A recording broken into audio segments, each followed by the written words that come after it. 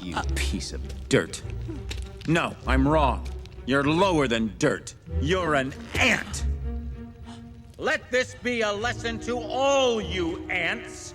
Ideas are very dangerous things. You are mindless, soil-shoving losers, put on this earth to serve us. You're wrong, Hopper.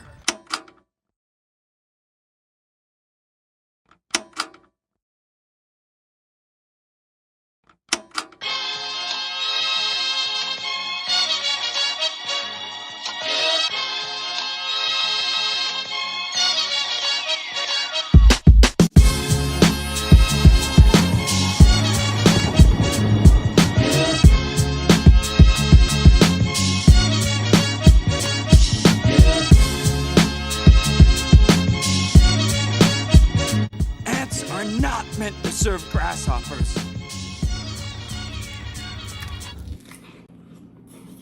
Ants versus grasshoppers. People all over the world are waking up. The trust that was previously placed in government has been broken too many times. Take Nepal, for example. Their revolt was triggered by a government ban on social media. However, it quickly exploded into a mass uprising fueled by anger over corruption and lack of economic opportunities for the youth.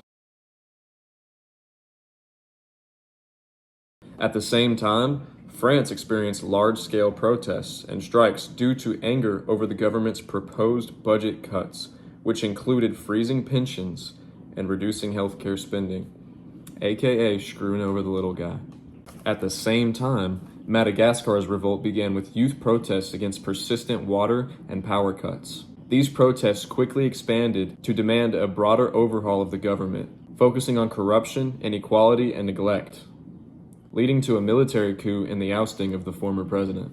Also, at the same time, Israel intensified its ground offensive in Gaza City as part of the ongoing war, leading to heavy casualties, a deepening humanitarian crisis, and mass displacement of the Palestinian people. Also, at this time, the IDF conducted attacks in Qatar, Yemen, Lebanon, Syria, and Tunisia. All of these events happened in September 2025. Why didn't we hear about this on the news? Many people didn't hear about these revolts, nor the attacks by Israel. Those who did didn't hear it from the news, but heard it from social media.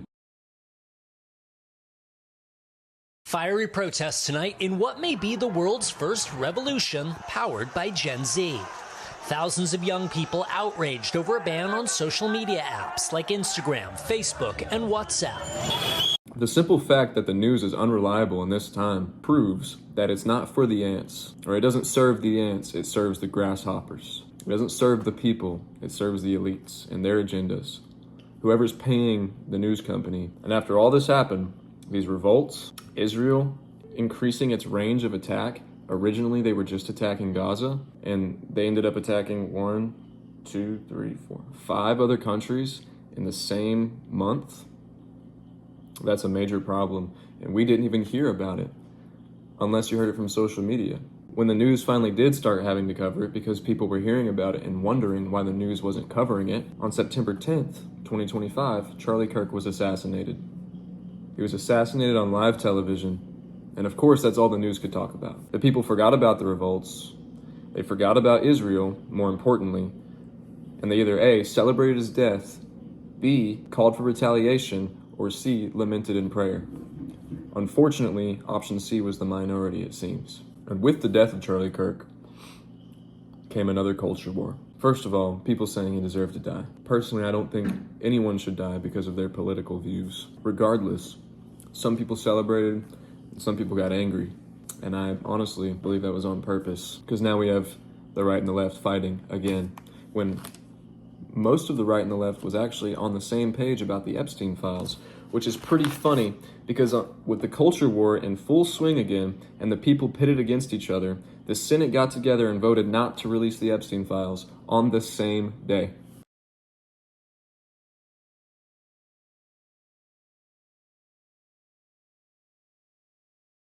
So what seems to happen every time people are uniting or close to being united. Showmanship and theatrics. When a magician waves his hand and says, "This is where the magic is happening," the real trick is happening somewhere else. Misdirection, a basic concept of magic. Some major crisis or something causing a culture war all the time, every time.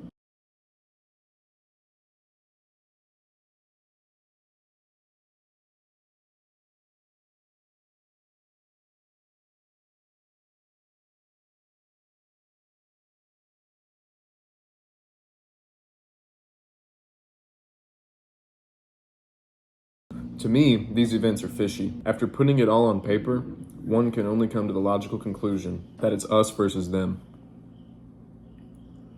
Them who take hundreds of millions of dollars from APAC. GI, your government has abandoned you. They have ordered you to die, GI. Do not trust them. Defect, GI. It is a very good idea to leave a sinking ship. They lie to you, GI. You know you cannot win this war. You're Them who lie to us on a regular basis. Them with dual citizenship that make laws for actual Americans to follow. Them who pretend to be right and left, but shake hands behind closed doors. Them who do insider trading and make millions while increasing taxes on people like us. Them who pit us against each other in culture wars about race, gender, religion, etc., while they laugh at us and continue to raise taxes, make buying a home unaffordable, impossible, nearly impossible, increase inequity and inequality, let the rich get richer and the poor get poorer. And I asked this about Trump and the Epstein files and people who voted for him. One of his promises was to release the Epstein files. That was one of his promises for his 2024 campaign. And obviously, anyone in their right mind would vote for that, you know? Obviously, there's other factors that go into consideration, not just that when voting for a president, but that in particular, anyone would vote for that. And I'm sure most people that voted for him, that was a big part of the reason they voted for him. He gets into office, and then he says, no one cares about the Epstein files, they're irrelevant, they don't matter, blah, blah, blah, blah. Continues to deny. He has Elon Musk on his campaign the entire time. They seem to be on the campaign together, and then they split ways after Trump gets elected, and Elon posts on X, the reason Trump won't release the Epstein files is because he's on them. Have a nice day, DJT. Trump never responded to that tweet. He continues to deny any investigations, any attempt to open them up for the public, like the JFK files, like the Martin Luther King files, you know, which those files showed obvious government corruption. So why do you think no one wants to release the Epstein files if they're really innocent? If they were really innocent and never been to Epstein's Island and never been a part of that, then why wouldn't you release them?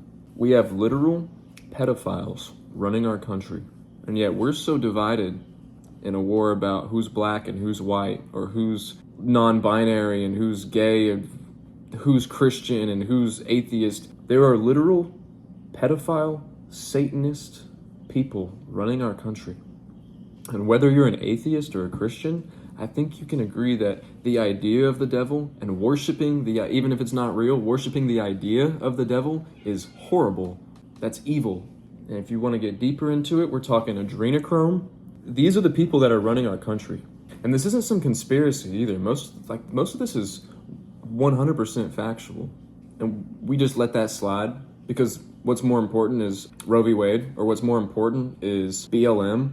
What's more important is everyone's collective freedom. This country was built on ideals that everyone has the right to life, liberty, and the pursuit of happiness.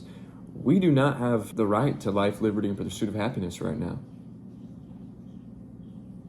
We are under attack. We are being invaded. H-1B visas are allowing millions upon millions of Indian people and Chinese people, which nothing against them, but they are coming and taking all of the skilled jobs from Americans.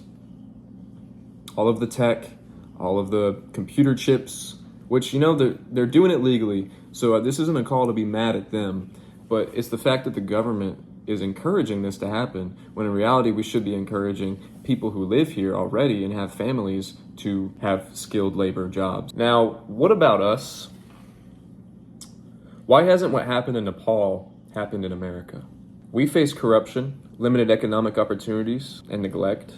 74% of Gen Z doesn't own a home, and they won't own a home. And not because they don't want to, but because it's nearly impossible. The difference between us and Nepal, or us and France, is that we are too divided. Whether it be because of culture, race, gender, or religion, they have us fighting each other. No one can agree on anything, but more importantly, no one can set aside their differences for the greater good. So what if you're atheist and I'm Christian?